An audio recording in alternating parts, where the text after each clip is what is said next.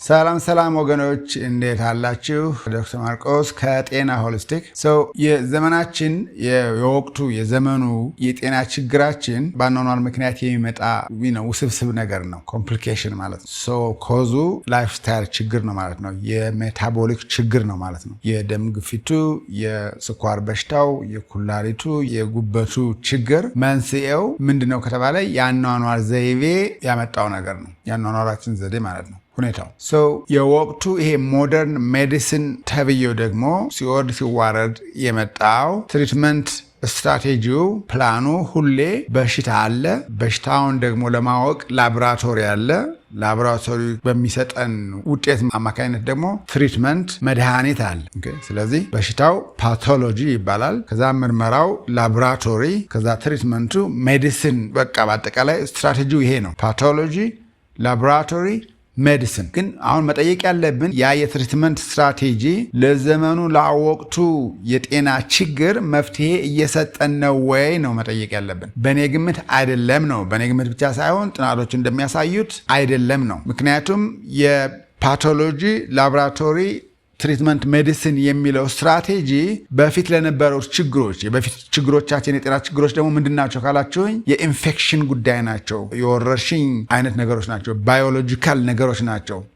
ስለዚህ የሆነ ህዋስ ነገር አለ የወረረን ኢንፌክት ያደረገን ባክቴሪያ፣ ቫይረስ፣ ፈንገስ። እነሱን በላቦራቶሪ አይተን ስትሬኑ ወይም ደግሞ የባክቴሪያው አይነት ምን አይነት እንደሆነ ካወቅን በኋላ እሱን ሊያጠፋ የሚችል ሜዲሲን ይሰራል። በዛ ምክንያት ትሪትመንቱ ኦልሬዲ ይሰራ ነበረ። ለምን? ዞሮ ሩት ኮዙን ባክቴሪያውን ስለሚያጠፋው ስለሚገልልም ማለት ነው። ያ ኤፌክቲቭ ነበረ ለተወሰነ ጊዜ። አሁንም ኤፌክቲቭ ነው። አሁንም ለእንደዚህ አይነት በሽታዎች የድሮ ሞደርን ሜዲሲን ኤፌክቲቭ ነው፣ ይሰራል። ግን በአሁኑ ሰዓት እኛ እየታመምን ያለ ነው፣ ግን ጤናችን እየተዛባ ያለው ግን በኢንፌክሽን ብቻ አይደለም። በብዛት በአሁኑ ሰዓት እንደውም ችግራችን ኢንፌክሽን ሳይሆን ላይፍ ስታይል ያመጣው ችግር በሽታ ነው። ስለዚህ የደም ግፊት የኢንፌክሽን ችግር አይደለም፣ የላይፍ ስታይል ችግር ነው። ያበላላችን አኗኗራችን ያመጣው ጣጣ ነው። የጉበት ህመም እንደዚሁ፣ የጉበት ስብ፣ የኦቢሲቲ ከመጠን በላይ ክብደት የመጨመር የአኗኗር ዘይቤ ችግር ነው የምንለው። በተለምዶ የስኳር ህመም የምንለው ዳያቤቲስ የአኗኗር ዘይቤ ችግር ነው። እሱን በላቦራቶሪ ሄደ ምንነቱን ልታውቀው ትችላለህ። ግን ለዛ ምንነት ላቦራቶሪ ለምታውቀው የስኳር ህመም መድኃኒት አዘዘ የምታጠፋው አይደለም።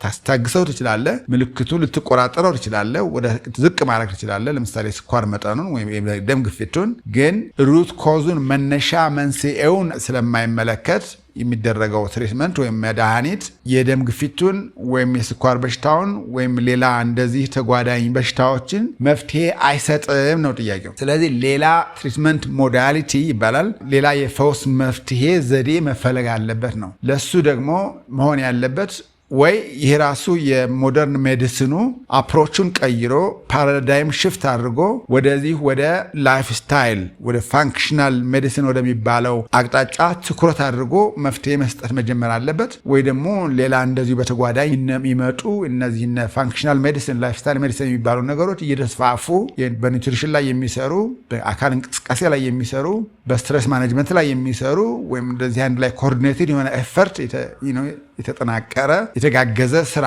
ከሰራን ብቻ ነው መነሻ ምክንያቱን ሩት ኮዙን አድሬስ ማድረግ የምንችለው። ስለዚህ መጀመሪያውኑ የስኳር በሽታ እንዲመጣ ያደረገን ነገር መቅረፍ ነው እንጂ የስኳር በሽታ መድኃኒት በማዘዝ ችግሩን አንፈታውም። የስ እናስታግሰዋለን፣ እንቀንሰዋለን። ማኔጅድ ኬር የሚባለው ነገር እሱን ማድረግ እንችላለን። ግን ሩት ኮዙን አድሬስ እስካላደረግን ድረስ መነሻ ምክንያቱን እስካልተመለከትን ድረስ የአሁን በወቅቱ የወረርሽኝ የያዙንን የሜታቦሊክ ወይም የላይፍ ስታይል ችግሮችን ወይም በሽታዎችን መቅረፍ አንችልም። ይሄ በግለሰብም ደረጃ በእነኚህ ሄልዝ ኬር ውስጥ የምንሰራ ሰዎችም እና በመንግስትም ደረጃ እንደ ፖሊሲ ተቀርጾ ልንመለከት የሚገባ ነገር ነው። ኦኬ። ስለዚህ በግለሰብ ደረጃ ለምሳሌ ደግሞ ማድረግ የምንችለው ነገር ምንድን ነው? እኛ ግለሰቦች ታካሚዎች ሲያመን ወደ ክሊኒክ ወደ ሆስፒታል ከመሮጥ ይልቁንስ መጀመሪያ ሳያመን እንዴት ጤናማ ሰውነትና ጤናማ ህይወት ይዘን መቀጠል እንደምንችል መጠየቅ እና እሱ ላይ ትኩረት አድርጎ መስራት ነው። ስለዚህ እስከሚያመን ድረስ መጠበቅ የለብንም። መጀመሪያውኑ እንዴት ጤናማ ሆነ መቆየት እንችላለን የሚለውን ጥያቄ ለራሳችሁ ላስቀምጣችሁ እሱ ላይ ሊያግዛችሁ ወደሚችል አካል ሰው መሄድና ማማከር የግድ ነው ማለት ነው። በግለሰብ ደረጃ ይሄ ነው እንግዲህ። ከሱም ቀጥሎ መማር፣ መከታተል፣ ጠንክሮ መስራት። ሄልዚ ላይፍ ስታይል ማለት እንዴት ነው በበሽታ ሳልያዝ ሳልማቀቅ በበሽታ በጤናማ ሆኜ ኖሬ ነው በተፈቀደልኝ ጊዜ ከዚህ ዓለም ሄደው የሚለውን ጥያቄ መጠየቅ ነው አበክሮ።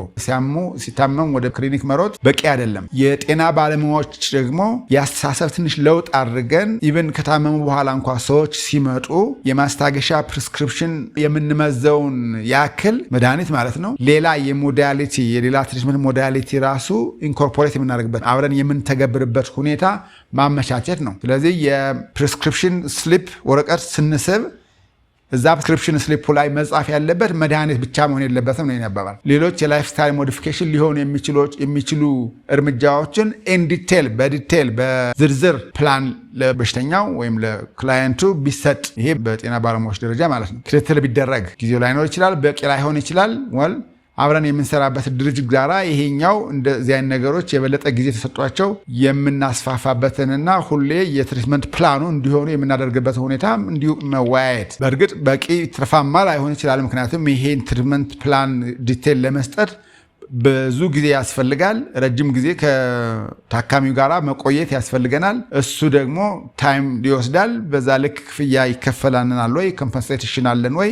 ያሱ ሌላ ጥያቄ ነው። ይሄ አዘ ሲስተም መነጋገር ያለብን ነገር ነው። ሶስተኛ በመንግስት ደረጃ ደግሞ መንግስት ይሄንን የውጭ ምንዛሬ እጥረት አለ በሚባልበት ሀገር ውስጥ ሁሌ ከውጭ ሀገር መድኃኒት ለማስገባት ከመሞከር ይልቁንስ ያስፈልጋል በወቅቱ ግን ወደፊት ይሄ ችግር የሚቀረፍበት ምክንያት እንዴት ነው የሚለው ማሰላሰልና በዚህ ላይ ፖሊሲ ማውጣት ያስፈልጋል ብዬ ነው የማስበው።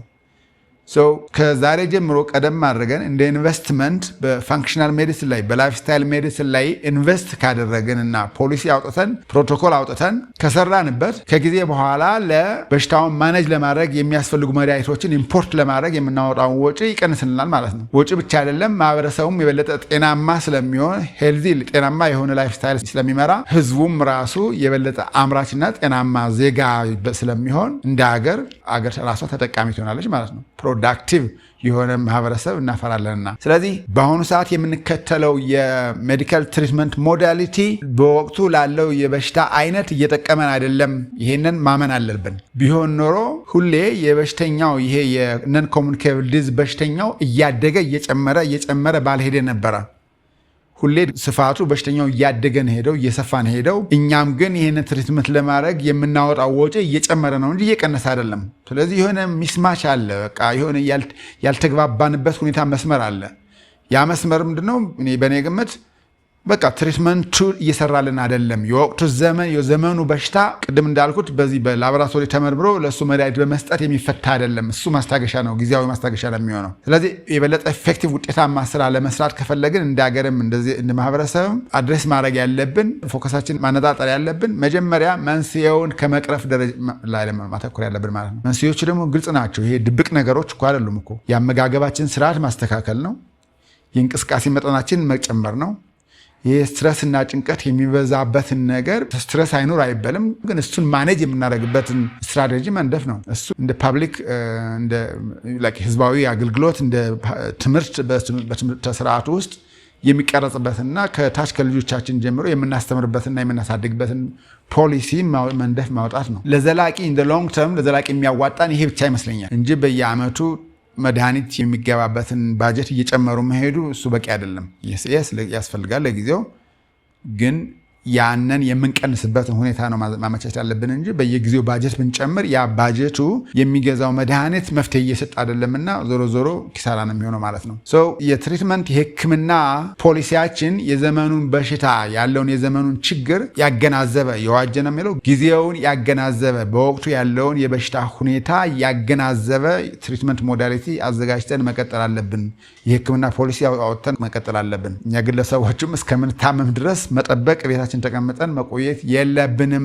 ከታመመ በኋላ ብዙ ጊዜ የረፈደ ይሆናልና ሳይረፍድ ሳይመሽ በጊዜ መጥቶ ትሪትመንት ሳይሆን ጤናማ ሆነ የምንቆይበትን ሁኔታ መከታተል ማህበረሰቡም የጤና ባለሙያዎችም እንደዚሁ ያስተሳሰብ ለውጥ በማድረግ ብዙ ጊዜ ሩት ኮዙን አድረስ ማድረግ የሚችል ነገር ላይ መረባረብ፣ መንግስት ደግሞ እንደ ፖሊሲ እንደ ፕሮቶኮል አውጥቶ መጀመሪያውኑ የሚያሳሙን ነገሮችን መቅረፍ ነው የሚሻለው እንጂ መድኃኒት ኢምፖርት ወይም እዚህም ራሱ ማኑፋክቸር ማድረግ በጀት መጨመር ምናምን እሱ ለጊዜው ቢያስፈልግም ግን in the long term በዘላቂነት ግን እንደ መፍትሄ አይሆንም የሚል ድምዳሜ ላይ ነው የደረስኩት ያለሁት። እንግዲህ ይሄ ደግሞ ሁሉም የትም ሀገር በሁሉም ሀገር ላይ ኮንክሉዥን የተደረሰበት ሁኔታ ነው። ስለዚህ እኛ ወደ ኋላ ቀርተን ነገሩ የዘገየ too late የሚባል አስተሳሰብ ላይ እንዳንደርስ ለማሳሰብ ነው። ለዛሬው ያለው ይሄ ነው። Thank you.